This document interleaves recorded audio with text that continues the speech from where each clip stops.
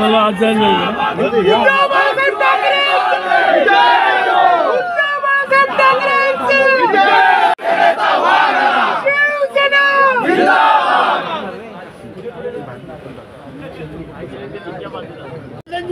त्यांच्याबद्दल कुठले अपशब्द काही बोलायचं नाही, एवढं पहा. साहेब बोलतात. पूर्ण महाराष्ट्रामध्ये देशामध्ये काम करतो ते शिस्तबद्ध म्हणून सुद्धा आपल्याकडे लोक मोठ्या अपेक्षेने आशेने पाहतात. हा प्रसंग माझ्यावरती माझ्या कुटुंबावरती आलेला आहे आणि आपण सर्व मंडळी आमच्या कुटुंबाच्या पाठीशी ठामपणे उभे राहिलेले आहात याची जाणीव मला आहे. शिवसेनेच्या प्रेमापोटी आमच्या प्रेमापोटी या ठिकाणी आपण आलेले आहात आणि म्हणून सर्वांना इथून धन्यवाद देतो, आभार व्यक्त करतो.